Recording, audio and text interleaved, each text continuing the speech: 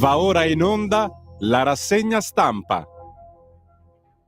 Un miau antiterrorista a tutti voi da Sammy Varin. Buongiorno, buon risveglio. Pochi secondi alle 7:30. Benvenuti su Radio Libertà. Anche quest'oggi la rassegna stampa la conduce il sottoscritto Sammy Varin. Cosa significa? Significa che faremo il punto della situazione notizie attraverso i quotidiani del mattino, ma soprattutto sentiremo il vostro umore di quest'oggi e quindi i commenti alle notizie che sto per leggervi attraverso WhatsApp al 340 6709 659 e più avanti anche attraverso il telefono allo 02 9294 7222. Oggi è anche una giornata particolare perché, lo sapete, riprende il processo a Matteo Salvini e proprio dopo le 9 ci collegheremo con Palermo per ascoltare la ringa difensiva dell'avvocato. Buongiorno. E quindi un'idea in più anche per capire dove sta la verità rispetto a quanto hanno scritto in questi anni i vari giornaloni. Una giornata particolare quest'oggi anche perché chiaramente su tutti i quotidiani apre l'ANSA anche con questa notizia: Israele uccide Sinwar, l'Iran, la resistenza si rafforzerà. Abbiamo tutti la speranza che si fermi la guerra in Medio Oriente con l'uccisione di questo leader di Hamas molto molto importante. Il capo di Hamas scovato per caso, scrive l'agenzia ANSA, il corpo identificato sulla base dell'esame dell'arcata dentale. Era uno dei 3 palestinesi uccisi in uno scontro a fuoco a Rafah. Netanyahu, liberate gli ostaggi. Hezbollah, al via una nuova fase della guerra contro Israele. Meloni, ora si proclami il cessate il fuoco. Oggi sui giornali la divisione: chi pubblica la foto, chi la pubblica ma oscurata, la foto di Sinwar colpito a morte, e poi il video del drone che entra proprio nella camera dove si trova lui e vedi Sinwar che gli getta addosso un bastone quale ultimo gesto prima di essere finito. E non avete visto il video? Cosa sto qui a parlare? Se non avete guardato il video, correte a guardare il video, soprattutto perché prima c'è tanta pubblicità. Il buongiorno si sente dal Varin e naturalmente il buongiorno lo diamo a tutti i nuovi ascoltatori, prima di tutto a quelli che hanno scoperto Radio Libertà in televisione. Siamo in tutta Italia sul canale 252 del televisore, anche in video se volete, se il vostro TV è collegato a internet vedete i nostri titoli. Siamo sulla banda DAB dell'autoradio e anche qui un saluto a tutti gli automobilisti in coda a quest'ora che schiacciano un po' di bottoni e hanno scoperto che nell'autoradio, oltre alla banda FM, c'è anche la banda DAB, dove Radio Libertà si sente perfettamente con una qualità audio incredibile in tutta Italia. Chi ha scaricato l'applicazione di Radio Libertà ci può tranquillamente ascoltare dal telefonino, collegandolo magari all'autoradio, o portando il telefonino dappertutto. E ricordate che a Milano in metropolitana c'è tranquillamente campo e quindi è possibile ascoltare con gli auricolari Radio Libertà. Buongiorno anche a chi ci guarda e ci sente dal sito radiolibertà.net oppure sui social, su Facebook e su YouTube scrivendo Radio Libertà, ma anche sulla pagina di Facebook di Lega Salvini Premier. Da dove partiamo? Direi che partiamo a questo punto dai quotidiani in versione cartacea, visto che sui siti elettronici l'apertura è praticamente quella, l'uccisione di Sinwar. Infatti anche poi sul Corriere: ucciso Sinwar, guerra al bivio. La mente del 7 ottobre, trovato per caso a Rafah. Israele diffonde le immagini shock e un video degli ultimi minuti. Guardatelo. Tajani, ora mi auguro un cessate il fuoco. Tutti ci auguriamo un cessate il fuoco, ma naturalmente ora si parla che non c'è più Sinwar, ma c'è il fratello che è ancora più incazzato, per cui potrebbe essere ancora più pericoloso. E poi ci sono gli ostaggi israeliani nelle mani di Hamas. Secondo voi che fine potrebbero fare? Qualche dubbio arriva pure, ma io voglio essere ottimista e dico: dai, chissà mai che questi dicano: ci fermiamo, anche soltanto per riorganizzarsi pensando male, ci fermiamo e la finiamo lì almeno per un 10-20 anni ancora, dai, come del resto fino adesso abbiamo fatto, no? Per 20 anni non penseremo più al Medio Oriente. Sammy cinico quest'oggi. Fatemelo sapere, 340-6709-659, questo è il numero di WhatsApp, potete in tempo reale dire la vostra su quanto vi sto raccontando. 340 6709 659. Eliminato l'arciterrorista di Hamas, Arci, uno ricorda questa sigla? Che cosa mi ricorda? Cosa c'entra? Non c'entra nulla. Ma perché lo chiamiamo perché Arci? Perché nel senso che è il terrorista più terrorista. Netanyahu è l'inizio della fine. Chiaramente oggi si festeggia Netanyahu, ma che bravo Netanyahu, ma che bello Netanyahu, eh? E chi ha coraggio di dire Netanyahu ha sbagliato? Ha fatto bene, anche perché ha fatto il lavoro sporco che un po' tutti quanti pensavamo andasse fatto. Biden ha detto è un bel giorno, lo stava guardando fuori dalla finestra e vabbè, sappiamo come è fatto. La foto in prima pagina sul Corriere dove si vede il posto distrutto dove Sinwar è stato ritrovato. L'immagine di Sinwar però non viene raccontata proprio dal punto di vista della fotografia e coperta, e anche qui alcuni quotidiani la mostrano, altri no. Il Giornale la fa vedere, spiega l'importanza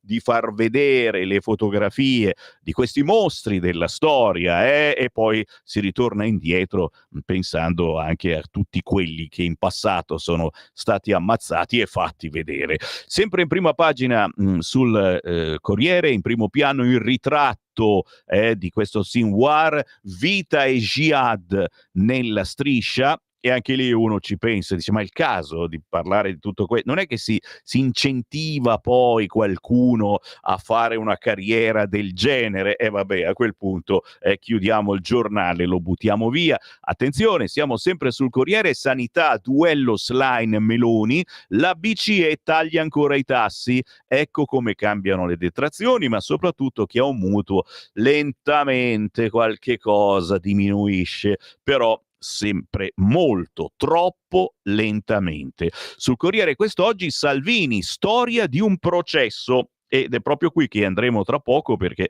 come vi dicevo questa mattina si riapre il processo a Matteo Salvini. Dopo le 9 l'arringa dell'avvocato difensore, diretta su questo canale. C'è sicuramente da raccontare. Sempre sul quotidiano Il Corriere, arrestati l'esercente e il nipote, furto al bar, il ladro viene finito a forbiciate. Anche questa cosa ha fatto molto scalpore, un segno dei tempi, la disperazione di chi vede un ladro entrare in casa, ma in questo caso la rabbia pure, perché gli sono corsi dietro con la forbice, che è un oggetto che uno non pensa, dice magari aveva un katana, un macetino portatile. No, la forbice. E soprattutto il fatto che il ladro era italiano e quelli che lo hanno ucciso erano cinesi. Ci scherza sopra, ma mica poi tanto, il caffè di Massimo Gramellini, che titola Gratta e muori. Titolo bellissimo, chiaramente, che fa passare la voglia di andare a comprare i gratta e vinci sicuramente, e in effetti insomma non è che sia un'idea stupenda spenderci così tanti soldi. Ve lo leggo: lo spirito del tempo è lo stato d'assedio.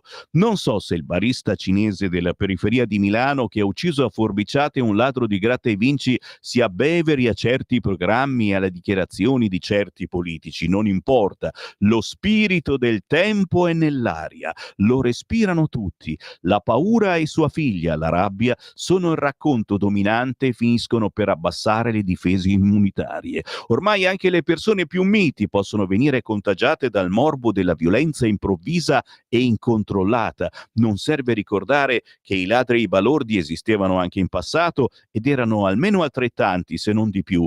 Nella mia piccola esperienza personale ho subito il primo scippo in tram alle medie. Nello stesso anno, sarà stato il 74, mio padre venne aggredito per strada da due ragazzi in motorino che lo buttarono a terra per strappargli la borsa. Anche allora a tavola si parlava della giungla metropolitana, al cinema spopolava Charles Bronson nei panni del giustiziere della notte, però i Moro, i Berlinguer e persino gli Almirante non facevano della microcriminalità spicciola un argomento di propaganda politica, mentre oggi la paura è mercanzia elettorale a destra come a sinistra, dove Kamala Harris promette di sparare al ladro che le entrasse in casa. Immagino che la sproporzione tra la colpa, il furto di qualche biglietto della fortuna, e la pena, la morte, venga ancora percepita come sconvolgente dalla maggioranza. Lo immagino, ma non ne sono più tanto sicuro.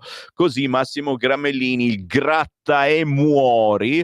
E su altri quotidiani, come ad esempio sulla Stampa, pagina 25, si parla della paura, perché tutto questo è dettato secondo me dalla paura, ma anche dalla rabbia, come vi dicevo, la paura che c'è ormai a girare per Milano, e lo dicono in tanti, lo diciamo noi poverini, poveracci, come dice Giorgetti, poveri cristi, siamo noi poveri cristi di Giorgetti, ma lo dicono anche i fighi, quelli che sono importanti, scrivono su importanti siti, eccetera, hanno paura tutti.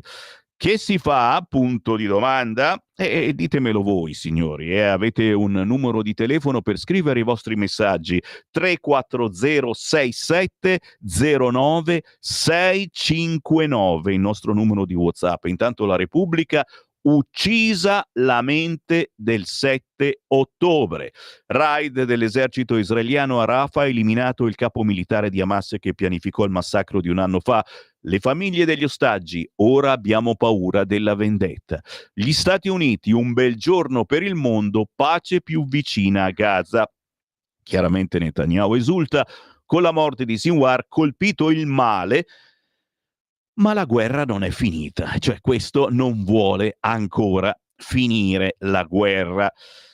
Le conseguenze sull'Iran di Lucio Caracciolo: se lo scopo della guerra fosse ammazzare i capi nemici, Israele avrebbe stravinto. L'ultimo scalpo eccellente esibito da Netanyahu appartiene all'architetto del 7 ottobre, Sinwar. Da quel giorno Israele era in caccia del feroce capo militare di Hamas, uno dei 1027 prigionieri palestinesi liberati dallo Stato ebraico nel 2011 in cambio del soldato Shalit. Nei negoziati sugli ostaggi israeliani detenuti a Gaza dai miliziani islamisti, gli emissari di Netanyahu avevano fatto capire ai mediatori qatarini, grandi finanziatori di Hamas con il benestare di Gerusalemme, che se avessero messo sul piatto la testa di Sinwar, la trattativa si sarebbe svolta su un altro piano. E forse la guerra avrebbe preso una piega diversa. In teoria Netanyahu avrebbe potuto dichiarare vittoria ed evitare di esporre il suo paese sui 7 fronti attuali in una partita apparentemente infinita nella quale lo Stato ebraico rischia la vita, ma non era e non è questo l'obiettivo del Premier.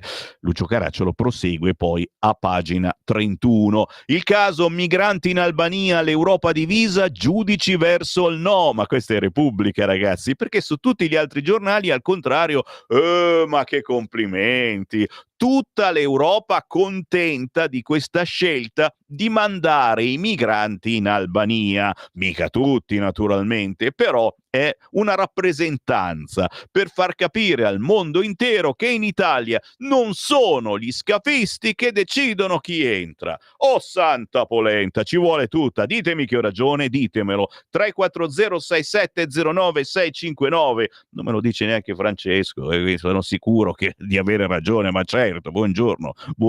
La Stampa: Sinwar ucciso, Israele non si ferma. Eccola qua, la buona notizia mentre stavate pucciando il vostro biscotto nel caffè latte. Il capo di Hamas mente dell'attacco del 7 ottobre colpito in un raid casuale. L'IDF mostra le foto del cadavere. Sinwar ucciso, Israele non si ferma. La foto sulla Stampa è quasi chiarificata. Netanyahu dice: non abbiamo finito, Hamas rilasci gli ostaggi. Biden: possibile una soluzione per Gaza. Di spalla sulla stampa, migranti in Albania, avanza la linea Meloni, la stampa non può non dirlo perché è così, e adesso gli olandesi puntano sull'Uganda. Uellallero, vediamo, ci copiano, e quelli di sinistra restano lì, con la bava alla bocca. Ci spostiamo da un'altra parte? Sì, dai, troppi complimenti, poi dopo fanno male. Andiamo, dove andiamo? Il resto del Carlino, casa e lavoro.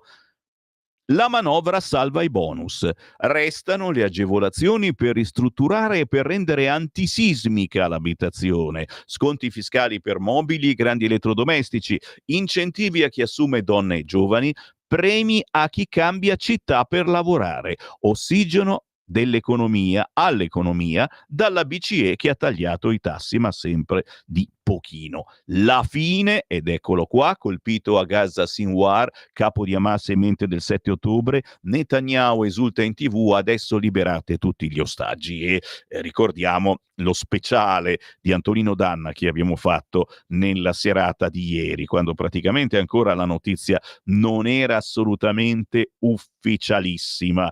Si scende, andiamo sul Fatto Quotidiano di quest'oggi, vediamo con chi se la prende. Naturalmente uccido Sinwar, capo di Hamas, paura in Israele per gli ostaggi. Insomma, anch'io ci avrei paura. Questi come primo atto, secondo voi cosa potrebbero fare degli ostaggi? Ma d'altronde mantenerli in vita è proprio magari l'ultimo motivo per esistere di Hamas in questo momento. Le bugie di Meloni, 6,2% del PIL, 12 miliardi sotto la media europea, sanità, il vero record è il ritorno ai livelli 2007. Le voci dei sanitari, che catastrofe, addio servizio sanitario nazionale, salgono le vecchie tasse. Insomma, tu compri il quotidiano, il Fatto Quotidiano, e ti metti a piangere. Avanti con i quotidiani oggi in edicola, andiamo sul Messaggero. Il capo di Hamas, ucciso il capo di Hamas, la guerra ha un bivio. Questa è la grande speranza, naturalmente.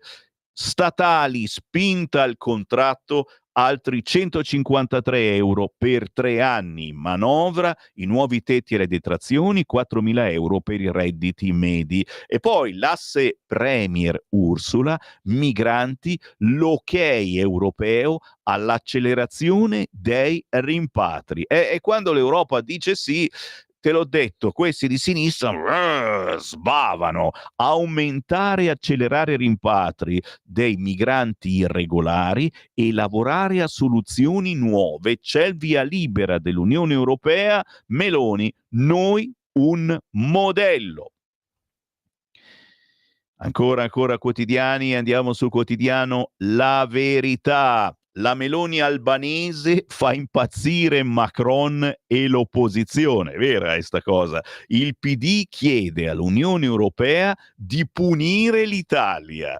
Dalla Danimarca all'Olanda, sempre più paesi europei interessati all'esperimento di gestione dei migranti fuori dalle frontiere. Via. Il governo francese rompe addirittura platealmente col presidente, ma i Dem non ci stanno. Procedura di infrazione contro Roma. E sapete che la sinistra di appoggi in Europa ne ha tanti, quasi tutti, tranne Fitto, e praticamente ce ne sono tutti da quella parte. La sinistra fa il tifo per l'utero in affitto e i bimbi in vendita. L'editoriale di Francesco Borgonovo, e scoprendo oggi i quotidiani, vedete che stanno preparando un casino della miseria per questa decisione di rendere il reato dell'utero in affitto un reato universale, che poi non è la fine del mondo, nel senso, come faremo noi che non abbiamo rispettato la legge e adesso torniamo in Italia col nostro figlioletto? Di sicuro non finirà così male, state tranquilli, ma è un esempio che deve deve riguardare tutti, questa cosa non si deve fare, come coi bambini dobbiamo fare, no? Dietro le mazzette SOGEI c'è l'inchiesta su TIM. L'imprenditore accusato di aver pagato una tangente al DG dell'azienda pubblica era sotto indagine per fatti analoghi con dirigenti della compagnia di TLC, di telecomunicazioni. Il sottosegretario Butti, il governo punta ancora sui satelliti. Da rimarcare all'interno del quotidiano La Verità, e poi più avanti ve la leggo, l'intervista al presidente entrante dell'ARA, Guido Guidesi, leghista. Col tutto elettrico fallirà il 30% dell'automotive della Lombardia. Guido Guidesi, assessore regionale e presidente entrante dell'ARA, con i veicoli elettrici fallirà il 30% dell'automotive in lombardo. Bruxelles ci deve ascoltare, la strada è quella della neutralità tecnologica, con i biocarburanti si possono abbattere le emissioni, però l'Unione Europea li ostacola. Ucciso dagli israeliani a Gaza Sinwar, l'inafferrabile capo di Hamas, eliminato il boia della mattanza del 7 ottobre. Può essere la svolta per la fine della guerra? Gerusalemme avverte, andiamo avanti.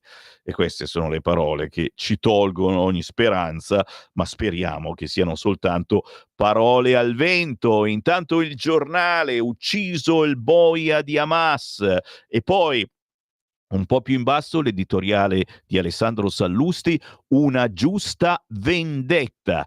Israele non dimentica, Israele ricorda, ma non solo giorno, il giorno della memoria, come accade nel resto del mondo. Tanto è l'orrore che il suo popolo ha subito fin dai tempi dei faraoni, e poi pogrom dell'impero russo, e poi Hitler, e poi il 7 ottobre, che Israele per sopravvivere è condannata a ricordare in ogni momento. Poi proseguiamo a leggerlo perché è forte, è forte.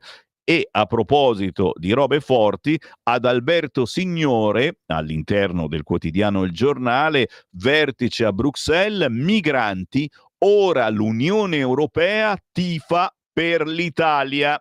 Ok? Sappiatelo, e non lo diciamo per i tanti amici di sinistra che leggono soltanto Repubblica e per caso siete arrivati su Radio Libertà, benvenuti qua. Cerchiamo di fare un'informazione alternativa. Non c'è soltanto Repubblica, ma come dico sempre, tranquilli, la verità sta nel mezzo e quindi bisogna sentire tutte le voci.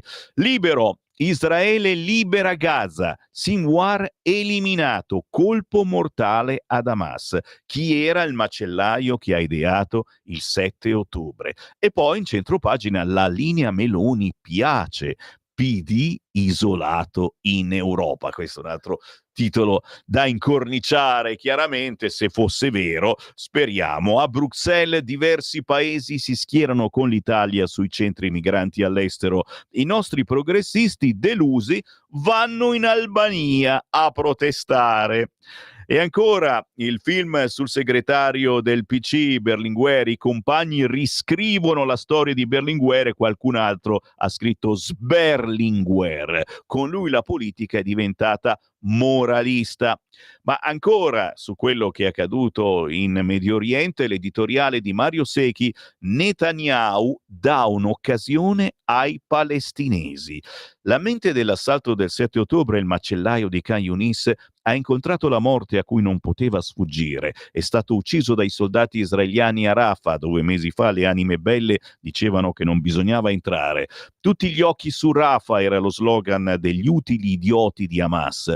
Ora guardate bene con i vostri occhi, Sinwar era là dove la cronaca si fa storia e non mente. Gaza è stata liberata dal mostro, Hamas è una gang di morti che camminano. Ora i palestinesi hanno l'occasione per decidere il loro destino, possono rilasciare gli ostaggi e scegliere la via della pace, e troveranno la mano tesa, o continuare la guerra e incontreranno ancora il pugno di ferro.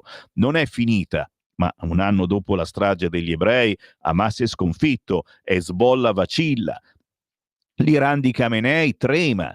I capi del terrorismo sono stati eliminati uno a uno, altri sono in fuga. Netanyahu si è dimostrato un eccezionale leader in tempo di guerra. Ha resistito alle sirene del cessate il fuoco che servivano solo ai terroristi, all'ONU dove i dittatori, i nemici della libertà e gli antisemiti proliferano. Israele combatte per noi tutti, per i leader di un Occidente senza memoria, che non ricorda la doppia lezione di Monaco, quella del 29 e 30 settembre del 38, quella del 5 e 6 settembre 72. La prima è una data nefasta per la storia del mondo, quella della conferenza in cui le cancellerie europee, pensando di placare l'espansionismo tedesco, concessero a Hitler di annettere alla Germania vasti territori della Cecoslovacchia. Fu l'inizio della fine. La seconda è la data della strage degli atleti israeliani durante le Olimpiadi in Germania. Fu in quel momento di orrore e dolore che il premier Meir ordinò al Mossad l'operazione Ira di Dio, la caccia al comando di terroristi in tutto il mondo. Israele non perdona, Israele non dimentica, Israele vive. Così Mario Secchi quest'oggi sul quotidiano Libero. Siamo alle 7.54, ancora buongiorno a chi ha acceso in questo momento Radio Libertà, c'è Sammy Varin che conduce la rassegna stampa, più avanti ci collegheremo con Palermo per ascoltare la ringa difensiva dell'avvocato Bongiorno, avvocato di Matteo Salvini. Oggi si ricomincia e naturalmente staremo a vedere, staremo a sentire.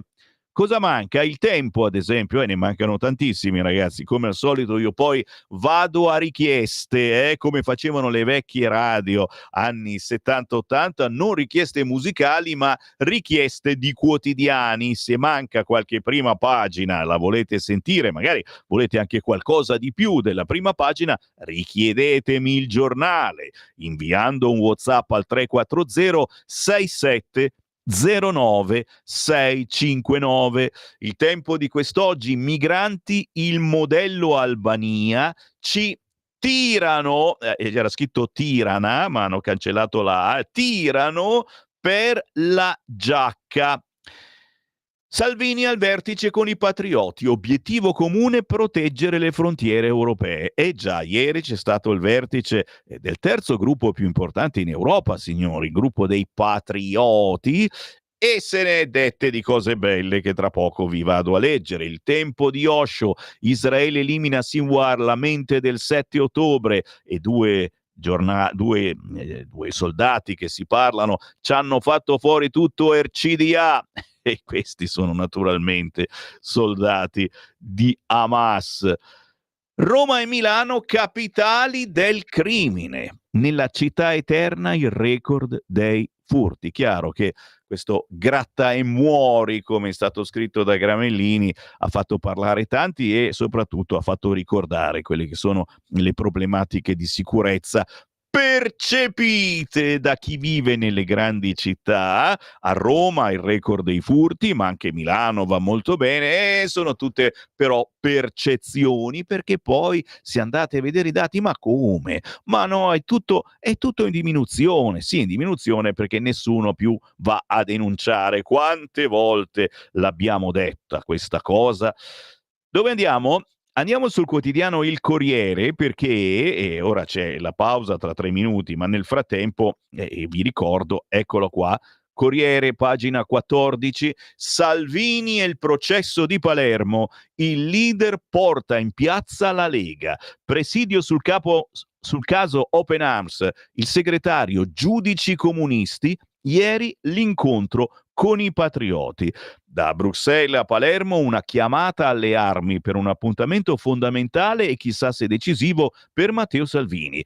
Oggi nell'aula bunker del Pagliarelli i riflettori si accenderanno su Giulia Bongiorno, l'avvocata chiamata a smontare le argomentazioni che hanno portato la procura siciliana a chiedere 6 anni di reclusione per l'ex ministro dell'Interno nel processo Open Arms.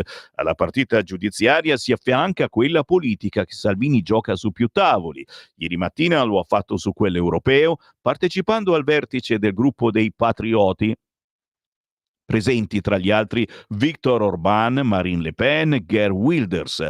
I leader alleati hanno confermato sostegno e solidarietà. Wilders, per esempio, ha ribadito che il vice premier italiano merita una medaglia per quello che ha fatto.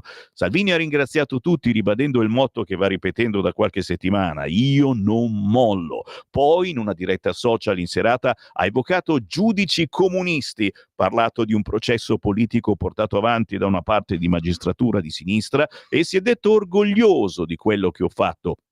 Ma la partita politica si gioca anche sul piano nazionale e qui l'appuntamento è per questa mattina a partire dalle 10 in piazza Politeama a Palermo. In contemporanea alla Ringa di Buongiorno si terrà un presidio con i parlamentari, dovrebbero esserci quasi tutti, una novantina, guidati dai loro capigruppo, Riccardo Molinari e Massimiliano Romeo, i ministri Roberto Calderoli, Giuseppe Valditara, Alessandra Locatelli, in forse il solo Giancarlo Giorgetti e i governatori.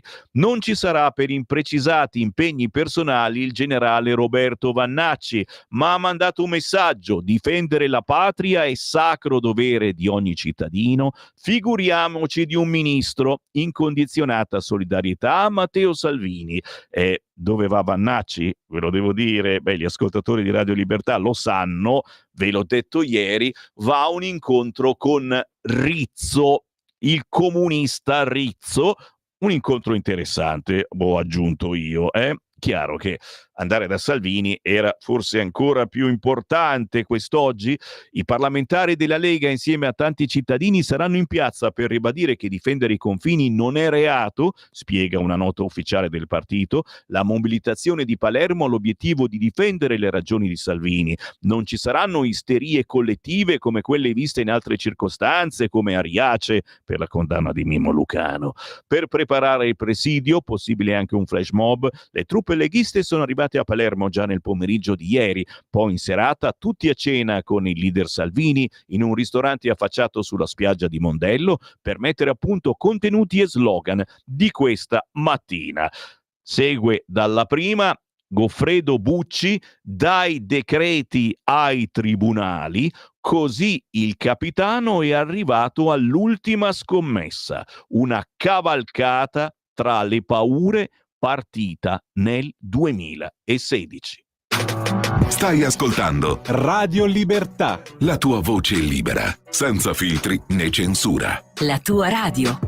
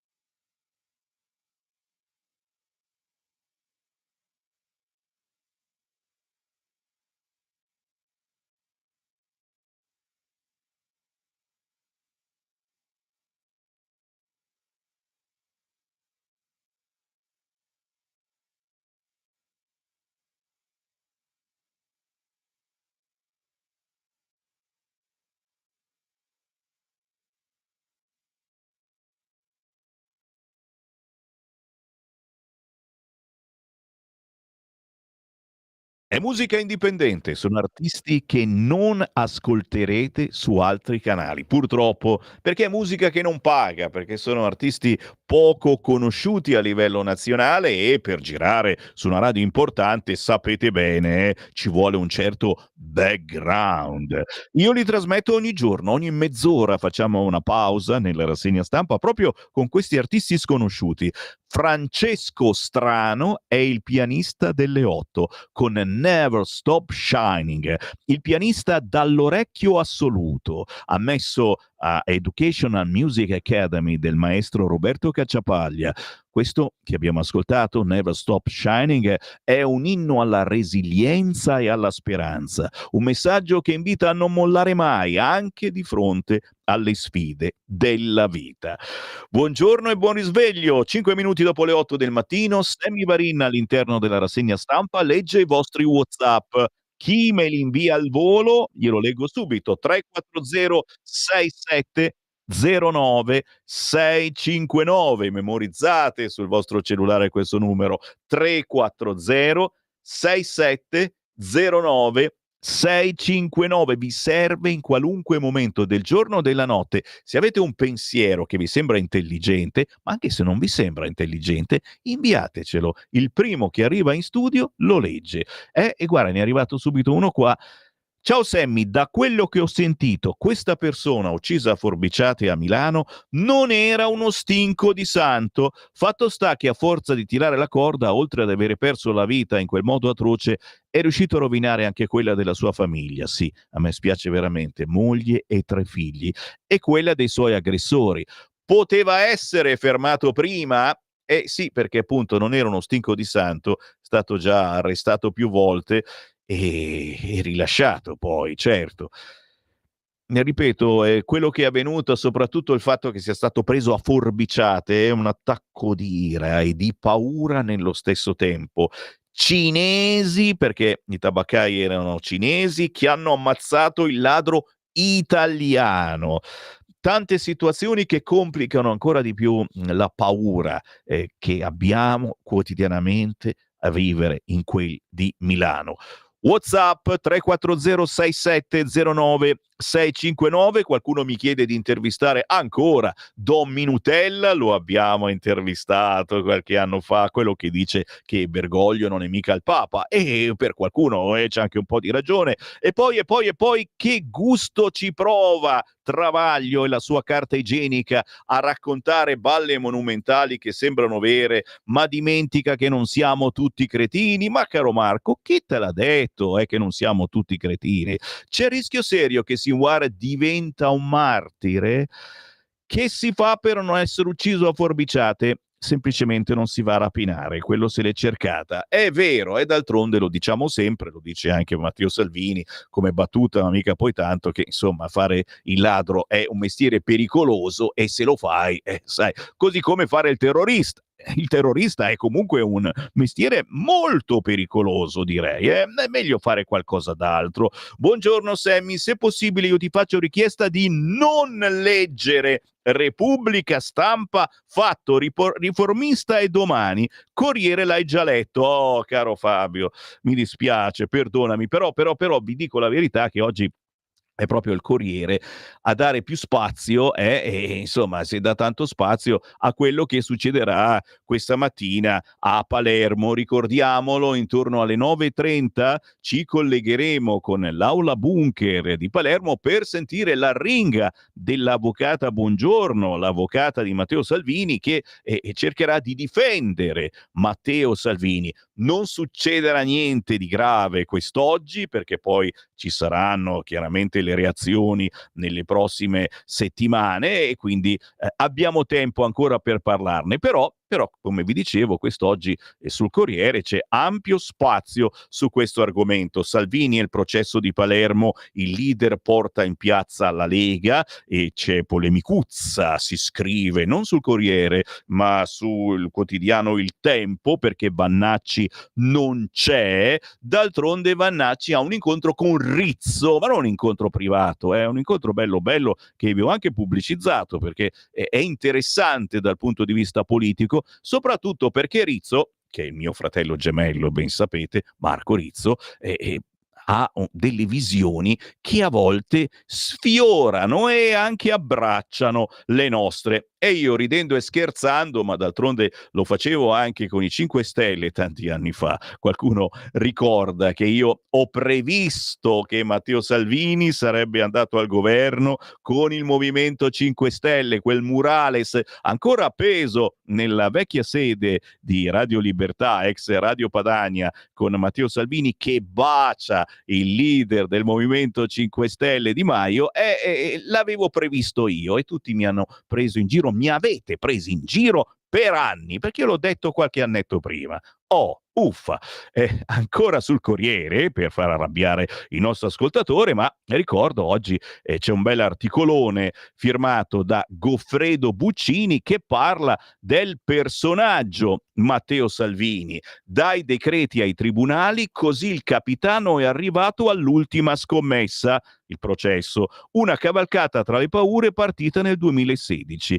Con il profilo segretario Matteo Salvini, 51 anni, guida la Lega dal 15 dicembre 2013, è vice premier del governo Meloni e ministro delle infrastrutture e dei trasporti. Naturalmente anche la foto dei patrioti, il gruppo europeo dei patrioti, ieri a Bruxelles, da sinistra a destra c'è Vilmischi, c'è Babis, c'è Grieken, c'è Bardellà, c'è Marine Le Pen, ce ne sono un fracco ragazzi, siamo il terzo gruppo più numeroso in Europa. Lo stop alle navi dal 2018 al 2019 da ministro dell'interno Matteo Salvini blocca in mare diverse navi con migranti, ma tutte storie che voi leghisti celoduristi conoscete, voi amici del centrodestra sapete, voi che non avete votato centrodestra ma che siete tra quelli che hanno firmato per difendere Matteo Salvini, perché l'idea di difendere i confini è anche la vostra, beh signori, spargete la voce per favore, che è il caso magari di fare un po' più d'attenzione su questo argomento, perché c'è qualcuno che invece i confini li vorrebbe assolutamente abolire. Siamo ancora sul Corriere, tu dici ma Sammy Varin, ma ti hanno pagato quelli del Corriere? E no, perché? Perché la polemica sull'utero in affitto reato universale, signori, quei cattivoni del centrodestra, prosegue a pagina 15 del Corriere e già vanno a intervistare anche Eugenia Roccella, la ministra Roccella, figli per contratto, terribile, è uguale alla compravendita, questa legge sarà applicata. Ministra per la famiglia, la natalità e la pari opportunità, oggi è una notizia sul Corriere. Ovvi gli attacchi USA, lì la maternità surrogata è un affare. Intervista alla Roccella e non ve la leggo, basta, sono offeso, no? WhatsApp 340 6709 659, richiedete il vostro quotidiano del giorno inviando adesso la richiesta 340 6709 659.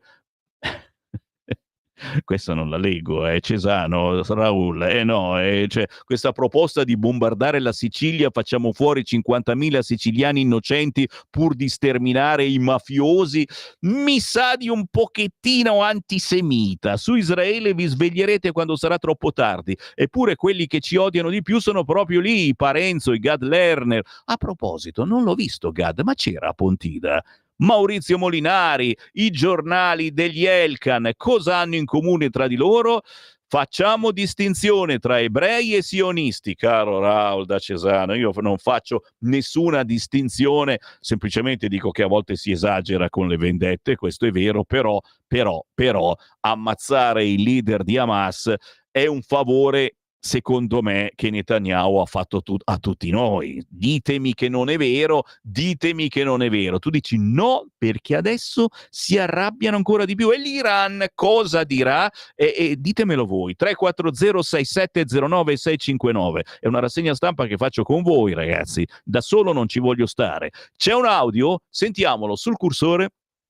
Sammy, sono Walter. Allora, processo a Palermo. Rosa e Olindo. Beniamino Zuncheddu, Ma il ministro della giustizia, riformare questa giustizia dove chi giudica in base al ciclo della moglie o del marito, perché qui i cicli ci sono anche dei mariti, la vogliamo mettere a posto o no? Ah, il ciclo, ma ormai chi non ha il ciclo?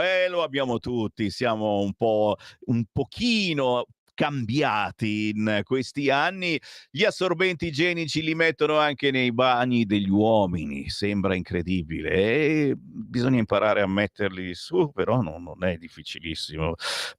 Ciao Sammy, la sinistra italiana si dimostra europeista quando gli fa comodo. Sui migranti portati in Albania non è però d'accordo. Questo ti dimostra che non agisce razionalmente, ma solo per dare contro al governo di qualsiasi cosa si tratti. Finanziaria, utero in affitto e così via. Vero, vero, vero. Tutto assolutamente vero, signori. Tant'è vero che io lascio il Corriere. No, dici no, non è vero. Non è vero che lasci il Corriere. No, volevo soltanto darvi un'altra segnalazione che riguarda noi giornalisti. Attenzione, attenzione, quelli che poi vanno ai corsi di aggiornamento per i giornalisti, no, mica solo quelli, però a pagina 27 il lavoro di IRPI, inchiesta shock sulle molestie nelle scuole di giornalismo. Signori, discriminazioni, molestie sessuali, verbali durante i corsi o gli stage, atti persecutori, stalking, ricatti, fino ad arrivare a veri e propri abusi. A denunciarle sono le studentesse delle scuole di giornalismo. In un'inchiesta dal titolo evocativo, voi con queste gonnelline mi provocate. Prodotta questa inchiesta dall'Investigative Reporting Project, si chiama IRPI. Sappiatelo, anche nelle scuole di giornalismo si fanno brutte cose. Uno dice meglio non frequentarle. Dove andiamo? Oh, dai, facciamo un po' di richieste. Allora, vi metto qualcosa sul tavolo perché oggi il materiale è veramente tanto. Posso dirvi che sul Tempo a pagina 6 si svela perché Vannacci oggi non sarà a Palermo. Vannacci non va a Palermo, sul Tempo a pagina... subito mi arrivano le richieste. Oh, ma che cavolo! Lo volete proprio? 3, 4, 6 richieste per Vannacci che non va a Palermo e ve lo aggiudico allora. Eccoci qua sul quotidiano Il Tempo di quest'oggi. A pagina 6, la terza forza in Europa, Salvini al vertice dei patrioti, l'emergenza sono i migranti. Proteggere le frontiere europee. Il leader leghista, con me i leader che condividono una visione dell'Europa. Dopo l'incontro il segretario leghista incontra Bardella e Marine Le Pen. Orban su Ursula ha violato l'obbligo di sincera cooperazione col Consiglio. Ringrazio gli alleati della Lega che hanno espresso solidarietà e sostegno nei miei confronti per il caso Open Arms. Consentire agli stati di rinunciare o sospendere l'applicazione delle politiche migratorie se violano la sovranità o la sicurezza. Ieri l'incontro con i patrioti, ma come vi dicevo, Il Tempo svela il generale che non va a Palermo questa mattina. Ci collegheremo con Palermo intorno alle 9:30 per la ringa difensiva di Matteo Salvini. Perché? Open Arms a Palermo per il capitano, ma senza Vannacci, e c'è chi mormora. Chi mormora? Perché il generale va ospite da Rizzo e non sarà con i leghisti. Oggi si terrà a Palermo la ringa difensiva dell'avvocato difensivo di Matteo Salvini, Giulia Bongiorno, nel processo Open Arms. La Lega sarà in piazza Politeama a Palermo alle 10 per sostenere a gran voce Matteo Salvini, che sarà nell'aula bunker del Pagliarelli. Chi non sarà in piazza è proprio il generale Vannacci, che ha dichiarato che ci sarà con il cuore, con la mente e il pensiero. Un'assenza che a qualche leghista non è piaciuta, tanto che nelle chat del partito c'è chi si è lamentato. Vannacci ha preferito Rizzo Rizzo a Salvini è il concetto che si ripete nei messaggi. Sì, perché il generalissimo, oggi alle 15, sarà al Teatro Rossini a Roma come ospite al Congresso Nazionale di Meritocrazia Italiana, proprio insieme all'ex segretario di Rifondazione Comunista, Rizzo, il mio gemello. Ma le lamentele in via Bellerio sul generale non finiscono qui. Chi ha visto le bozze, attenzione, ascoltatemi, chi ha visto le bozze del nuovo statuto dell'associazione Vannacciana Il Mondo al Contrario, giura di avere visto una clausola che impedisce ai soci di questa storia, io sto con Vannacci, eccetera, di essere iscritti a qualunque altra associazione o partito. Quindi, per assurdo, se un seguace di Vannacci volesse iscriversi alla Lega, richiederebbe un singolare conflitto di interessi. Ah, però! Quindi ti puoi iscrivere a Io sto con Vannacci, al Mondo all'incontrario, ma non ti puoi iscrivere alla Lega? Il dubbio che serpeggia in una parte del carroccio è che il generale Vannacci, invece di attrarre più persone possibili nella galassia leghista, voglia usare la Lega per portare più gente nella sua associazione, che un domani potrebbe prendere la forma di un partito. Un'ipotesi però che contraddirebbe tutto quello che è stato detto finora a Matteo Salvini. È un accordo non scritto in vigore tra Vannacci e Salvini, signori, che sembra che si rispettino la stragrande, e sinceramente Vannacci che dice io ho preso una parola, la parola importante, e io ci voglio credere a Vannacci. Credete voi al generale Vannacci? Altra domanda, rispondete al volo. 340 6709 659, anche perché io ho Pontida Cero, signori, e finita Pontida tutti andavano a casa e c'era uno stuolo pazzesco di giornalisti in uno stand. Ho detto, oh mamma mia, sale successo, è stato male qualcuno? E no, c'era il generale Vannacci che continuava a parlare, signori, anche senza pubblico, andava avanti a parlare, ma c'erano i giornalisti che cercavano di strappargli una dichiarazione, avete capito, non ce l'hanno fatta, anche perché Vannacci parla molto bene, è un Borghezio, un buon anno in versione 2024, aggiornata, con il politicamente non corretto, ma con uno stile diverso. Che ne pensate? Guardate che sto dicendo cose quasi scandalose, ho tirato in ballo Borghezio e Buonanno, a parte Borghezio che mi pare che le andà da un'altra parte, lo salutiamo però.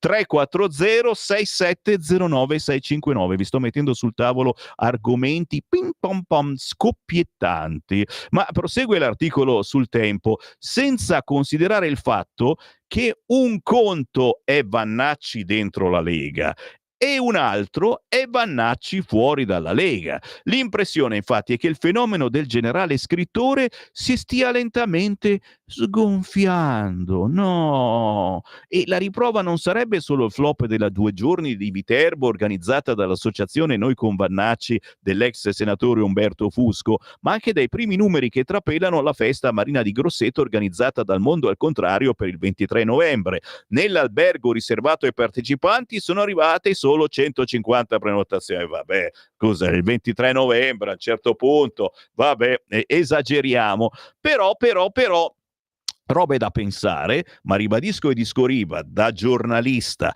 ma anche da leghista celodurista, vi dico che il Vannacci è comunque un personaggio politico molto ma molto attenzionato sia dal pubblico che dai giornalisti. Non ce n'è altri forse così attenzionati come Vannacci. Chiaramente Matteo Salvini per le problematiche che ha portando avanti il nostro pensiero, il pensiero politico non solo della Lega e del centrodestra, ma di molti di voi che la Lega non l'hanno votata, però dicono basta immigrati clandestini. Io ci ho fatto una canzone che si intitola La Padania, tu dici no, il conduttore della rassegna stampa ha cantato anche una canzone, sì, in cui a un certo punto c'era proprio la voce di Matteo Salvini che diceva noi non vogliamo i clandestini.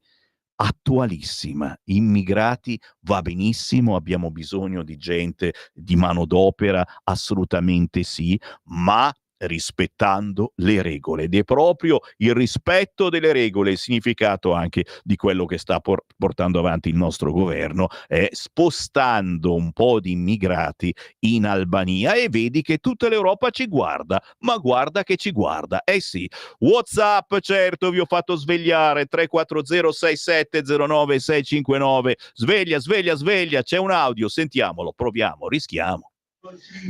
Sammy, sono Pierre, buongiorno a tutte e tutti. Sinoir è la prova che Netanyahu aveva ragione. Io sono tutto fuorché un guerrafondaio, però purtroppo lì i fiorellini non servono, i volimmosi bene tanto meno. Saranno più cattivi? No, perché hanno capito, inizieranno a capire una volta per tutti che la devono piantare. Certo, poi va costruito un percorso di pace. L'Iran è lì che si sta cagando addosso perché non ha ancora capito dove arriverà l'attacco, ma se sarà quello che fanno intendere, anche l'Iran è meglio che stia zitto, per cui alla fine dovremmo andare dagli ebrei israeliani e ringraziarli col cuore. Ma veramente stanno difendendo l'Occidente. Ecco, fuma meno, mi raccomando, caro ascoltatore, però è la mia paura invece che il kebabbaro, dove mio figlio Elia ogni tanto va a mangiare, sia un pochino alterato verso gli israeliani e verso l'Occidente che plaude Netanyahu. Ma che bravo Netanyahu, ma che bello Netanyahu. Ha ammazzato un terrorista, ragazzi, e non vedevo l'ora che un terrorista venisse ammazzato, ma la reazione del kebabbaro di Cassano Magnago o del pizzaiolo dove Francesco va a comprare la pizza, lo sa benissimo che è musulmano, però la fa buona, ci mancherebbe, costa anche poi, sei razzista. Non vai dal pizzaiolo musulmano. Un regista razzista mancava alla collezione di Sammy Varin. Bravo. Non è che poi tutto questo effettivamente abbia una reazione, magari a sorpresa, la pizza avvelenata. Sto morto in diretta il giornalista Sammy Varin. Stiamo scherzando, ragazzi, la sto mettendo giù male, malissimo, però è per tenervi svegli anche la testolina troppo schiavizzata da quello che si scrive sui giornali. La verità sta sempre nel mezzo. E allora, ecco la proposta di Walter. Invadiamo la Svizzera e dopo mezz'ora ci arrendiamo. Così diventiamo svizzeri e federalisti immediatamente. Walter è vecchia, non ci vuole. Per la Svizzera noi siamo terroni. Ci stanno distruggendo la Lega dall'interno e noi stiamo qui a prendere in giro Roberto Castelli. Come mi manca la vecchia Lega, veramente. Io ce l'avevo con Vannacci, no, Castelli, grande Castelli, sì, peccato che sia passato dall'altra parte e va ad alimentare quei movimenti che poi fanno perdere voti alla Lega, al centrodestra, vince la sinistra e li ringrazia e magari li tira pure dentro. Non fatemi vomitare, per favore. Ancora un altro audio sul cursore, sentiamo. Buongiorno Sammy, buona giornata, sono Albino, il maresciallo, insomma, mi conoscete anche per questo. Buongiorno. Io sono ex militare di carriera. Io vi posso dire una cosa, che della parola di Vannacci mi fido, per un semplice motivo, perché se è sicuramente il militare quale egli è, per lui la parola è sacra, come lo è per me. Io non ho bisogno di firme, quando do una parola, quella potrebbe cascare il mondo. Io non esco mai dalla parola data, perché nel nostro DNA esistono 3 parole: onore, valore, disciplina, cose totalmente dimenticate dalla stramaggioranza delle persone, e sono quelle parole sulle quali si basa una società civile e non solamente militare. Il fatto poi che abbiano fatto questa associazione pro Vannacci, non pro Vannacci, è l'Italia delle corporazioni. Ovviamente tutti quanti si attaccano ad un carro per avere anche loro quel poco di visibilità che altrimenti non avrebbero assolutamente. Vi saluto e buongiorno. La parola data, sono d'accordissimo. Stai sereno, maresciallo, che sulla parola data stai sereno. Che spiritoso quest'oggi Sammy Varin. No, non credo a Vannacci, ci scrive quello. È solo questione di tempo. Ora fuori Lega non avrebbe forza, ma poi, dato che lo montiamo noi, in senso politico, Iran ha timore delle ripercussioni con Israele perché farebbe cadere il governo interno e rafforza l'opposizione interna. Forza, WhatsApp, sveglia 340 6709 659. Parlo con voi, nuovi ascoltatori che magari per la prima volta ascoltate Sammy Varin e questa rassegna stampa un po' speciale, un po' easy, un po' al profumo di polenta taragna. Cerchiamo anche di sdrammatizzare la gravità di ciò che sta accadendo, ogni tanto ridendo e scherzando. Non è semplice, eh? Mi è partita una base in sottofondo, sicuramente sono io che ho schiacciato qualche bottone strano, ma qui ci sei pieno di bottoni. Ogni tanto mentre parlo ne schiaccio uno, scusa, ma ci mancherebbe altro. No, adesso c'è la pausa, però intanto che va la canzone c'è anche il meteo e vi propongo un'altra richiesta di quotidiani. Scegliete quello che preferite perché ho poco tempo e tanta roba da leggervi. Sulla Stampa, pagina 12, si dice che il nord è sempre più povero. Va cassa. A pagina 25, sempre della Stampa, la paura a Milano a proposito del cinese che uccide l'italiano a forbiciate. Su Repubblica, pagina 16, richiedete Gianni che evoca l'autonomia. Sì, ma nel settore sanitario, signori, Gianni, il capo della Toscana, pura sinistra. E ancora, signori, vabbè, certo, anche sulla Stampa, ma anche sul quotidiano La Verità, salta il patto Italia-Islam. Tutti questi pezzi grossi, pensatori che dovevano raccontarci l'Islam e permettere anche un vero e proprio concordato con lo Stato italiano, se ne sono andati, ci hanno mollato, si sono offesi. Perché? Perché non venivano mai chiamati e noi ci chiediamo che forse ci sia un buon motivo che non vogliamo un concordato con chi applaude ai terroristi? Razzista di un Sammy Varin, razzista sì, ma in senso buono. Stai ascoltando Radio Libertà. la tua voce libera, senza filtri né censura. La tua radio.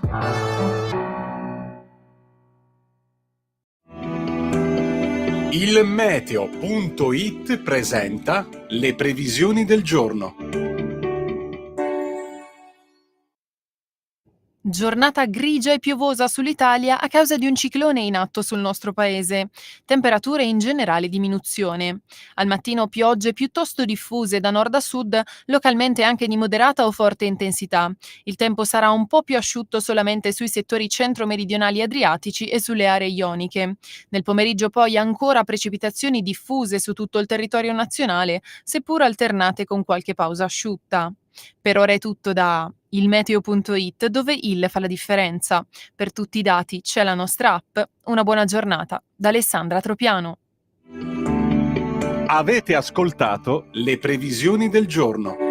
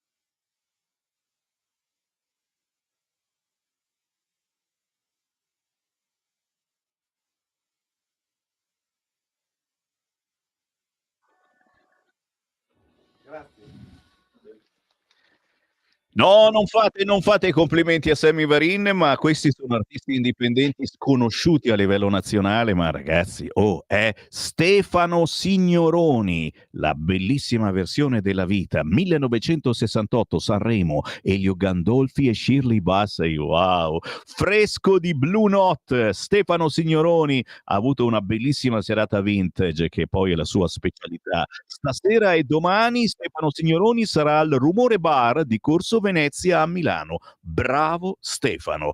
8:36, il buongiorno si sente dal Varin, ho ricevuto tante richieste, una diversa dall'altra, ma porco cane, come al solito, non ho che l'imbarazzo della scelta. Allora sapete che faccio? Vado su Libero, perché? Perché sul Libero, a pagina 12, una notizia che non viene detta da nessun'altra parte: approvata la legge, via libera al Museo del Ricordo per le vittime delle foibe. Sì unanime in Commissione Cultura al progetto voluto da Meloni e San Giuliano. A gestirlo sarà una fondazione. Brunella Bolloli ci ricorda che per una volta sono tutti d'accordo. Meno male, almeno su questo, perché in passato non è stato così. Il voto è stato unanime in Commissione Cultura, destra e sinistra, senza discutere con opposte rivendicazioni. Il Museo del Ricordo, dedicato alle vittime delle foibe, si farà. Nascerà a Roma, nei pressi di Piazza del Popolo, come proposto lo scorso gennaio dal governo, a trazione Fratelli d'Italia, partito che ha sempre insistito, aggiungo io con la Lega che forse è arrivata un po' prima, fin da quando era l'opposizione, affinché non si spegnesse l'attenzione sui massacri ai danni di militari e civili italiani autoctoni della Venezia Giulia, del Quarnaro e della Dalmazia, avvenuti durante e subito dopo la Seconda Guerra Mondiale.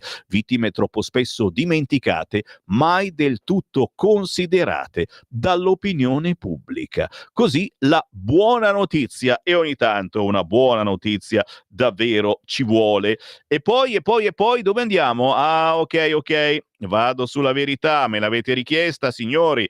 Vi mancava e non posso permettervi che abbiate nostalgia del quotidiano La Verità, però magari anche uscite, alzate il culo e andate a comprarlo, perché esistono ancora i quotidiani, esistono ancora le edicole, che è una notizia veramente inedita a volte.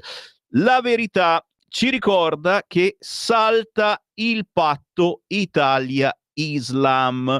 E io vado avanti, sto girando, vedete le pagine sul 252, ragazzi, chi è a casa accenda la televisione, perché stiamo trasmettendo anche le pagine dei quotidiani oggi in edicola, e sul 252 è tutto in diretta, anche sul sito radiolibertà.net. Andiamo sul quotidiano La Verità a pagina 16, ma quest'oggi anche sul quotidiano La Stampa. Salta ancora il patto Italia-Islam, Piantedosi blocca l'integrazione. Questa è la frase di questi pensatori importanti che si sono dimessi. Si dimettono i membri del Consiglio voluto dal centrodestra per siglare un concordato. Il Ministero ha bloccato il processo di integrazione dell'Islam italiano. Questo è il j'accuse rivolto martedì al titolare del Viminale Matteo Piantedosi dagli accademici di diversa formazione, una dozzina, che componevano il Consiglio per le relazioni con l'Islam e che hanno rassegnato in blocco le loro dimissioni. La lettera con tal comunicazione è stata sottoscritta dal coordinatore Paolo Naso, dagli altri membri dell'organo, che, annunciando la sospensione di tutte le iniziative avviate e programmate, hanno denunciato il mancato riconoscimento giuridico di vari enti islamici. E io qua mi fermo e naturalmente chiedo a voi al 34067096659 come mai secondo voi si è fermato questo dialogo? C'è qualche motivazione secondo voi? Non aggiungo altro, ragazzi, e poi ve l'ho detto, compratevi il quotidiano La Verità e leggete l'articolo. Altra segnalazione che mi è stata richiesta da chi è passato prima di me, allora ci vado, però io non volevo, io vorrei, non vorrei, ma se vuoi, e se volete voi, io ci vado, insomma. Sul Corriere, signori, c'è un bellissimo articolo che riguarda Guazzaloca, che uno dice, ma chi è? Guazzaloca, chi cavolo di cognome è? E per voi che ci ascoltate da Bologna, Guazzaloca, c'è ancora qualcuno che ogni tanto a Bologna dice tornasse Guazzaloca. Corriere della Sera, che pagina 29, lo chiamavano il macellaio, ma sconfisse la sinistra snob. Mi ero allontanata da lui, poi la malattia ci riavvicinò. L'intervista Era mio padre di Amelia Esposito, sì, ha proprio intervistato la figlia, Grazia Guazzaloca, la figlia dello storico sindaco di Bologna, Guazzaloca, e l'unico sindaco di centrodestra. Giorgio Guazzaloca, raccontato dalla figlia Grazia, morì di leucemia ascoltando My Way di Frank Sinatra. Deceduto nel 2017 dopo una lunga malattia, Guazzaloca è stato il primo e unico sindaco di centrodestra di Bologna. E anche qui, signori, nessuno vi dirà di comprare il Corriere della Sera, ma assolutamente no. Però, insomma, diciamo che un articolo su Guazzaloca, quando manca pochissimo alle elezioni in Emilia-Romagna, sono cose che fanno pensare. C'è Guido Guidesi, certo, però è sulla Verità, va bene, fate fa una fatica sto facendo, ragazzi, quest'oggi, d'altronde sacri ascoltatori, richiedete la vostra intervista, il vostro quotidiano al 340 6709 659, richiedete anche uno speciale, la faremo se volete, una rassegna stampa dedicata esclusivamente a un quotidiano, magari il più votato, al 340 6709 659. Ci state? È una cazzata? No, è una cosa intelligente, è una cazzata, va bene. Allora vado a pagina 19 del quotidiano La Verità.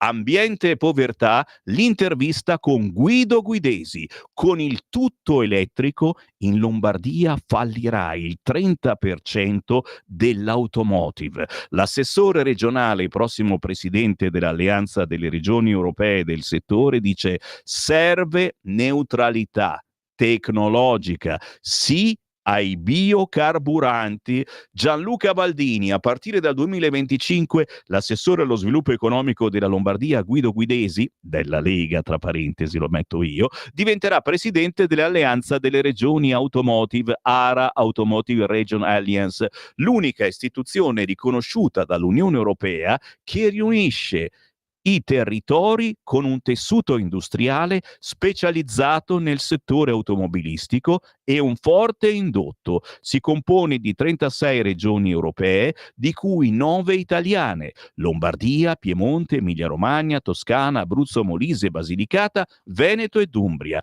A queste si aggiungono altre 27 regioni europee dei principali paesi del vecchio continente, tra cui anche Germania, Francia e Spagna. Questa è l'intervista che vi invito naturalmente a leggere, anche perché riguarda il nostro futuro e, ragazzi, mai come adesso il futuro è una ipotesi. Dove devo andare? Ah, lo sapevo io. Ma oggi ci ascoltano tutti ascoltatori comunisti, ma ditemelo. No, non è vero, perché sono stato io ad aizzarvi. Sul quotidiano La Stampa, a pagina 12, c'è una cosa che effettivamente cominciamo un po' a pensare: il nord sempre più povero. Guardate qua, ragazzi, da brivido. Allarme dell'Istat: in miseria 5,7 milioni di italiani. peggiora il settentrione. Mattarella, piaga intollerabile, così si lacera la coesione sociale. Cioè Mattarella che è preoccupato per il nord.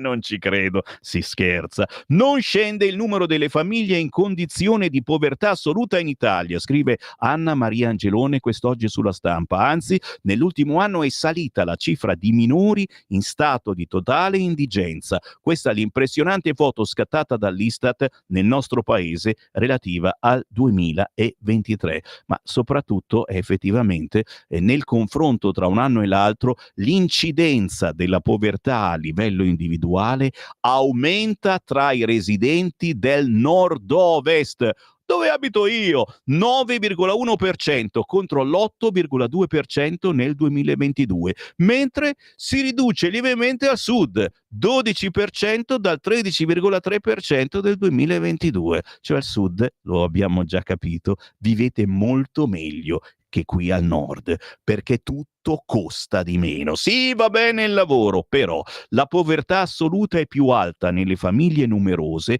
ovvero in presenza di 5 o più componenti, e soprattutto nei nuclei di coppia con 3 o più figli minori. Così questa cosa del nord sempre più povero. Sì, volete anche, ho capito, la paura a Milano. Allora vado a pagina 25. Questi sono i vostri WhatsApp e io lo faccio vedere se volete. 340 6709 659. È vero, anche perché Milano è una di quelle città dove da anni si dice che la violenza è una percezione, siamo esagerati, ma lo dicono gli stessi dati, signori, ma sono in diminuzione le rapine, tutto in diminuzione, siete bacati nel cervello, e lo scrive a pagina 25 invece il quotidiano La Stampa, la paura di Milano, ma scrive anche aumenta la percezione dell'insicurezza tra denunce reali e social anche da parte di VIP.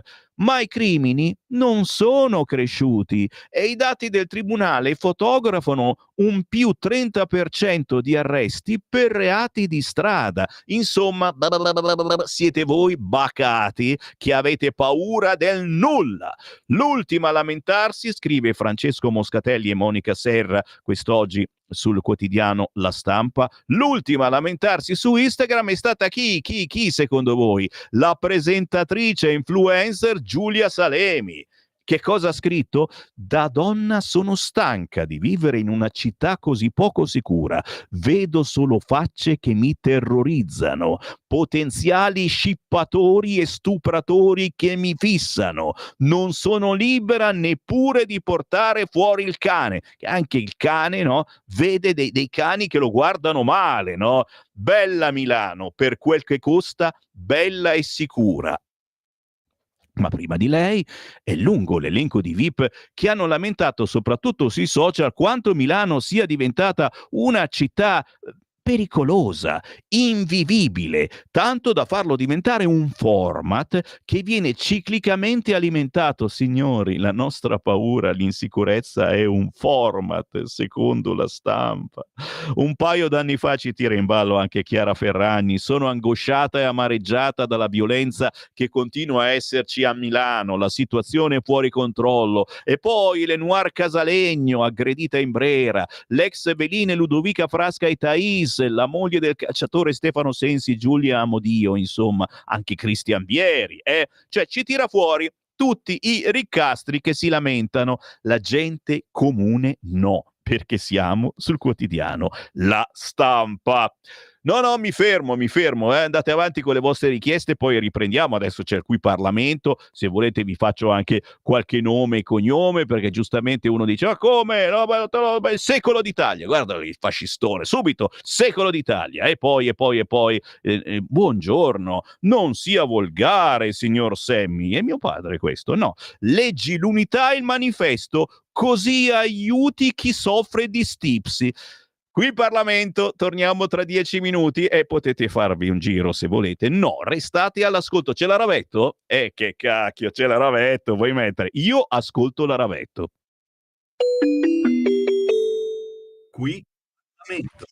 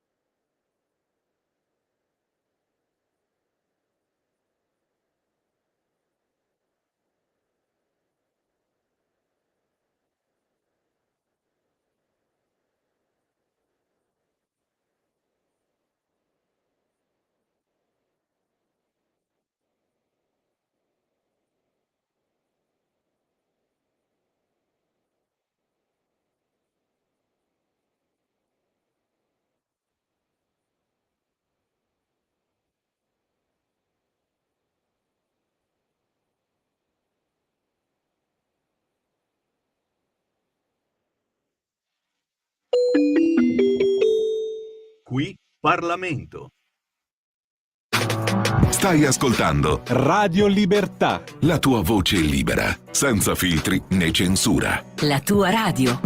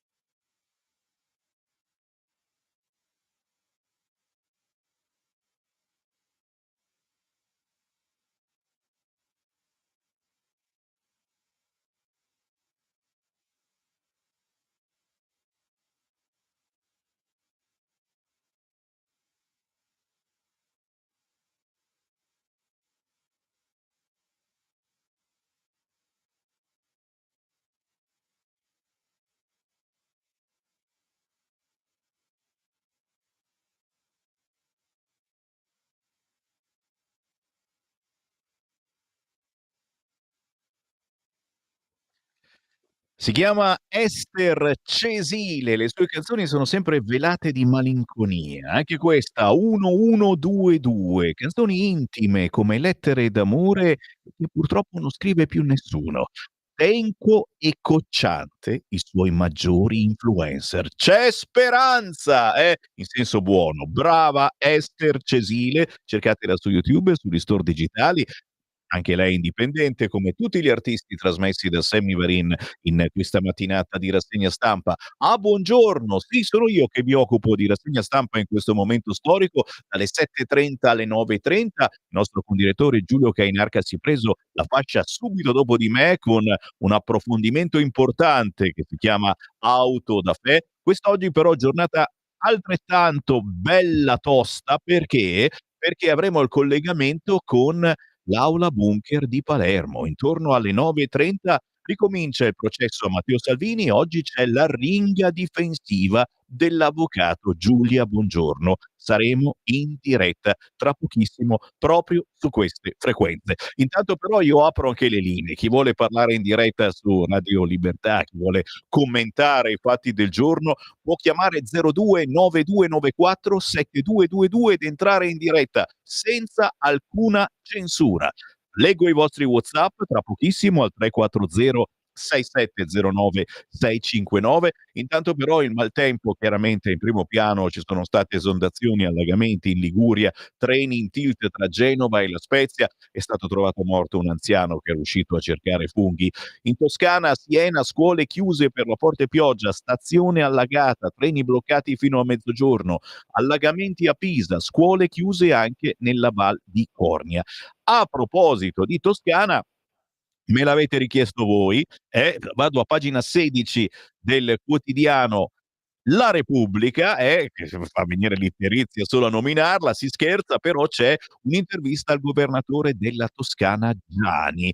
A proposito naturalmente della sanità, in alto si scriveva Meloni, basta bugie sulla sanità, la Schlein attacca, ecco i veri numeri, perché lei c'ha la verità in tasca.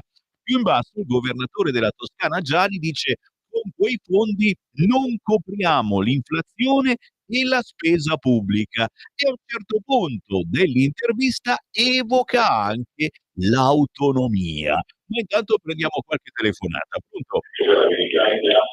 Contro la libertà? Prego, siamo noi. Non andare in privato? No, siamo in diretta, qui siamo in diretta. Volevo dirle che sulla radio DAV, Sì?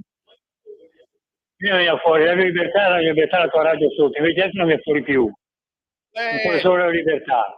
Ah, è possibile magari, controlleremo. Grazie della segnalazione. Comunque siamo sempre la tua radio, siamo sempre la tua radio. A volte le scritte nella banda DAB e anche nella banda FM si bloccano per problemi di ricezione, eccetera. Siamo sempre noi, la vostra radio, così c'è scritto. E salutiamo anche chi ci segue nella banda DAB, nell'autoradio, ma anche nelle radiolinee. Ormai tutte quelle in vendita hanno, oltre all'FM, anche la banda DAB. Fate questa prova, perché in tutta Italia il segnale di Radio Libertà è pressoché perfetto nella banda DAB, e quando mandiamo una canzone si sente un audio, ragazzi. 0292947222. Pronto? Pronto, buongiorno Sammy, sono Antonello del Veneto, buongiorno. Ciao. Ecco, volevo farti fare una riflessione così inizi un po' i capelli. Provo. Senti un po', ti ricordi quando qualche tempo fa uscivano queste notizie che qualche GIP, qualche magistrato giustificava la condotta violenta di qualche islamico contro la moglie dicendo che faceva parte della sua cultura, legarlo o bastonarla? Ecco, bene, adesso vedremo se daranno ragione a quel cinese che con la forbice ha ammazzato quel ladro con la stessa motivazione. E io mi auguro che sia così, perché i cinesi ci tengono alla proprietà privata, hanno difeso il loro lavoro, per cui ha ragione, gliele ha fatte pagare. Mi dispiace tanto per quella povera moglie e quei poveri figli. Grazie Sammy, vedremo se useranno lo stesso metro di misura. Grazie. In diretta e senza filtro, io vi faccio dire quello che volete, se non offendete nessuno. 0292947222. Tastiamo il polso degli ascoltatori di Radio Libertà, anche voi che siete nuovi ascoltatori e ci avete scoperto per caso, magari in TV, sul canale 252. WhatsApp, la miseria, quanti, ma sono tantissimi. Ha fatto benissimo il cinese a reagire contro uno che è entrato a casa sua per rubare. Si chiama difesa della proprietà e della famiglia, indipendentemente dalla nazionalità del ladro. E lo so, ma questo è corso dietro anche con la forbice, lo so. Chiaro che è un qualcosa di molto caldo e soprattutto raccoglie la disperazione di chi ormai ha paura. E quando ti trovi una persona nella tua casa, nel tuo negozio, la prima cosa che hai è proprio paura. Che dice l'ascoltatore di Parenzo? Quel tipo che istigò i terroristi all'indomani della strage in Francia a farlo anche a RPL. Ah, già, mi ricordo questa cosa, sì. Parenzo nella zanzara ci evocava e mi evocava molte volte, sparandole a volte anche un po' pesanti. Ciao Sammy, ti volevo ricordare che dagli operai della Fiat, la stampa di Torino veniva chiamata la busiarda, tanto per dare un'idea di cosa scrive. Eh sì, adesso gli operai della Fiat hanno ulteriori altri pensieri verso il quotidiano La Stampa e eccetera, eccetera. Fortissima la Ravetto, un applauso in diretta e vi ricordo che la deputata della Lega Laura Ravetto la trovate ogni lunedì alle ore 15 su queste frequenze. Grazie, non ne ero a conoscenza, ma voi che dite di questa situazione?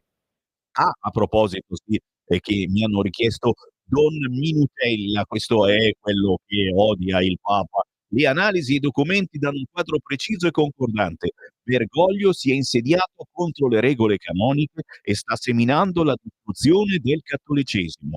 Bisogna unire le forze e portare consapevolezza e protesta in Vaticano, che i pochi rimasti fedeli a Cristo agiscano per raddrizzare questa stortura. Ma adesso ormai siamo pieni di islamici da tutte le parti, convertiamoci, eliminato madre e padre per genitore 1 o 2, eliminate anche la parola figli assemblati all'Ikea, chiamateli merce 1 e merce 2.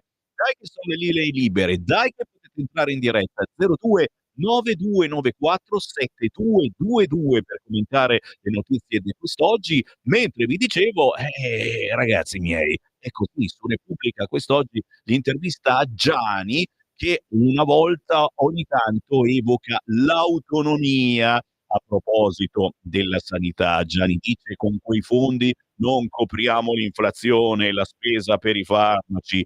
Vogliono l'autonomia differenziata, ma poi il governo pone troppi vincoli, dice Giani. I dati sulla spesa per dei medicinali, come diceva, sono pesanti, con la crescita che quest'anno potrebbe essere di 3 miliardi. Come mai?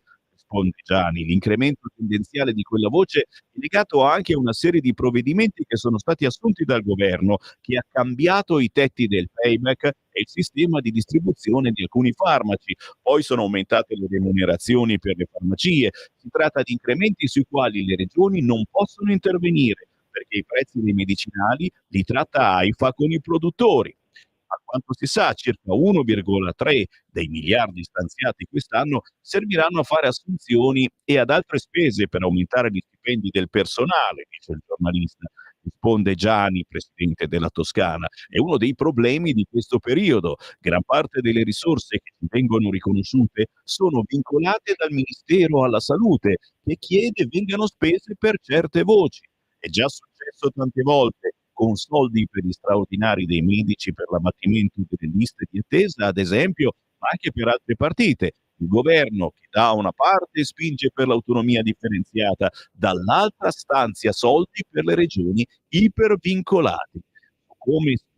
Su come impiegare il denaro del Fondo Sanitario Nazionale, invece, vorremmo davvero più autonomia. Avete sentito? E il giornalista chiede: cosa fareste in Toscana? Risponde Gianni: ad esempio, interverremmo su aspetti centrali della sanità, come il pronto soccorso in difficoltà o le liste di attesa, ma come diciamo noi, perché sappiamo quali sono i nostri problemi che richiedono più risorse, quindi dove agire. E invece adesso non abbiamo margini di manovra. Gianni, ma allora la vogliamo fare sta autonomia in Toscana? E dai, e dici quello che diciamo noi, che nessuno conosce i problemi proprio di chi li vive quotidianamente nel proprio territorio. Oh, a parlare questo è presidente della Toscana Gianni, PD. Chi c'è in linea? Pronto? Molto, Ti prego. sono Lino da Fossano. Vorrei dire la rassegna stampa che comincia al mattino. Quella canzone lì, fa schifo. Dovete mettere il vento del nord. Bella. Qua mettete più quella canzone lì. Non mi piace. Grazie Carolino, i gattini non ti piacciono, ma sono d'accordo, però servono proprio per evocare il vostro spirito ribelle, questa presa in giro che facciamo verso il potere costituito della stampa, che ormai non è più neanche potere perché i giornali non li legge più nessuno, ve li leggo io proprio perché ogni tanto passiamo dall'edicola e compriamo un quotidiano. Pochi minuti e ci collegheremo con Palermo, lo sapete, quest'oggi la ringa difensiva dell'avvocato Bongiorno per Matteo Salvini. Siamo tutti curiosi di sapere come si difenderà Matteo Salvini e vi trasmetteremo tutto quanto. Anche il Corriere ne parla. Oggi c'è un bel ritratto del capitano sul quotidiano Il Corriere. Oggi il processo a Palermo, così il capitano Salvini è arrivato all'ultima scommessa, dai decreti ai processi per i migranti. Goffredo Buccini.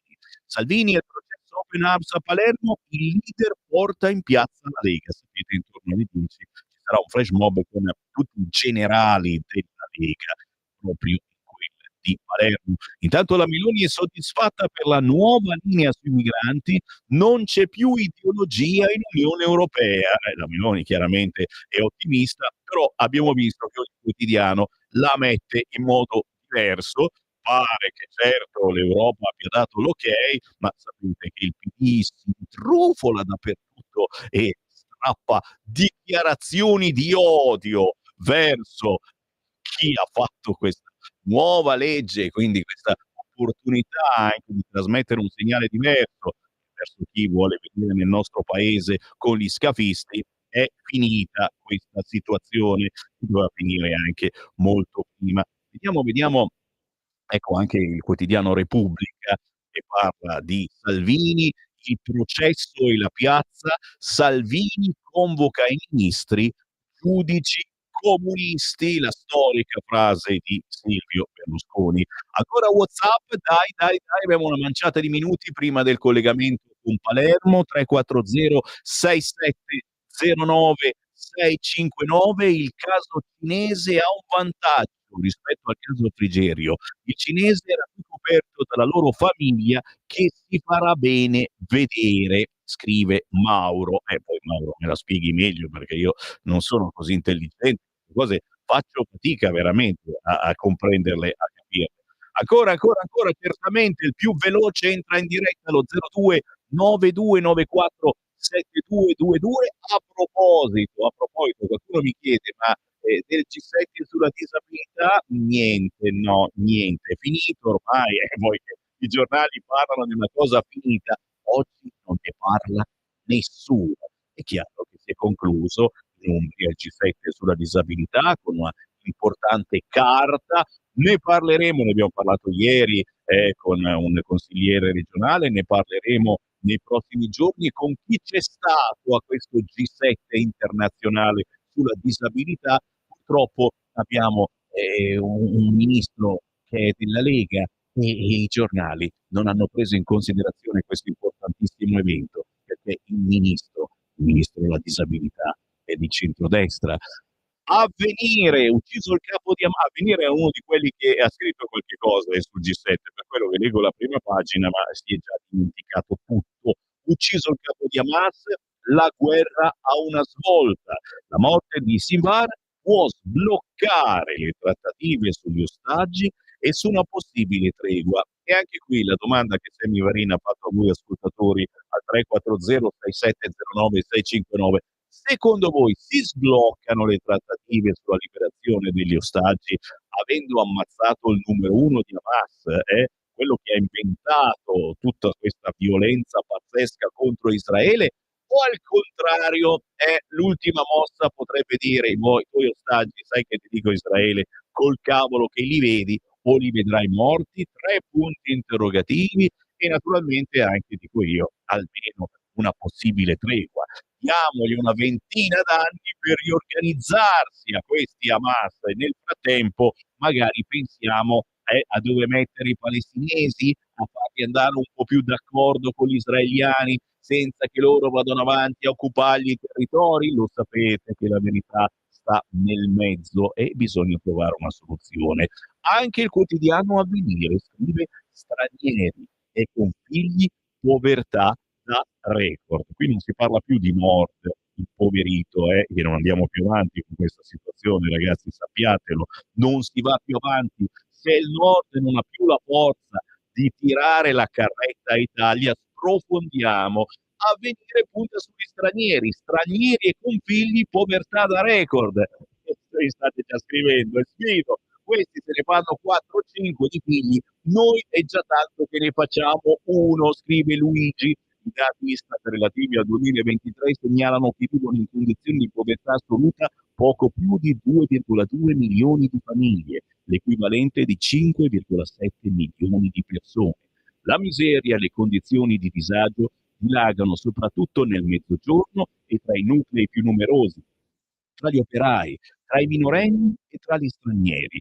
Antonio Russo, portavoce dell'Alleanza contro la povertà, rilancia le proposte al governo per contrastare l'emergenza. Da Bologna la storia di un ex manager che adesso lavora a partita IVA e con sua moglie si è dovuto abituare alle rinunce. Ora, a fine mese, contiamo di spiccioli. La manovra Meloni rivendica per la sanità 6 miliardi in più. Soldi per la sanità non se ne sono mai visti così tanti come in questa manovra. Giorgia Meloni lo rivendica da Bruxelles, rispedendo al mittente le accuse mosse dalle opposizioni. Ma anche su Avvenire, udite udite, il modello Albania sul tavolo europeo, ma la capienza per ora è ridotta. Si allarga il fronte dei paesi favorevoli ai centri extraterritoriali. Non è stata una giornata come le altre, quella di ieri a Bruxelles, dove prima e durante il Consiglio europeo si è imposta la lineatura nella gestione dei flussi migratori. Sul tavolo il modello Albania proposto dall'Italia e l'accoglienza decentrata, che ha incassato l'appoggio della von der Leyen e di buona parte dei partner europei, compresa la Francia, che oggi pare meno determinata nel perseguire strade più aperturiste. Abbiamo una telefonata al volo, la prendiamo. Pronto? Sì, sono Walter. Ciao, Mi Walter. sempre la mattina. Io ricordo di non voglio telefonare, ma tu mi stimoli sempre. Sono qui apposta per stimolarvi, io stimolo. Stimolo, però Ecco. ascolta. Le famiglie straniere, lo sai come la pensano, fanno sempre più figli, no? Perché? Perché sono tutti scaricati sul welfare, totalmente. Sanità, scuola, sport, qualsiasi cosa facciano c'è un bonus o qualcuno che le dà soldi. E poi mi vengono a dire che aumenta la povertà. La povertà aumenta anche per il ceto medio, che a furia di dare incentivi agli stipendi bassi, alle pensioni basse, quelli bassi continuano a crescere, quelli che è come in una classe, no? Se ci sono 10 bravi e ce ne sono 20 asini, si voglia che i 20 asini diventino come i 10 bravi. Cosa succede in quella classe, secondo te, che sei una persona che ragiona? Cioè, lo stimolo deve essere dato, l'incentivo deve essere dato in primis alla classe media, che è quella che fa crescere poi a sua volta la classe sotto. Se i 10 sono più bravi, i 20 asini non saranno, a parte che ho rispetto per gli asini in totale, i 20 meno capaci prenderanno esempio dei 10 più capaci e saranno stimolati. Parole sante, qui ci fermiamo perché tra pochissimo ci colleghiamo con Palermo per sentire replica difensiva dell'avvocato di Matteo Salvini. Ci fermiamo, un grazie per il gentile ascolto da parte di Sammy Varin. Tra pochi istanti la parola al nostro direttore Giovanni Sallusti.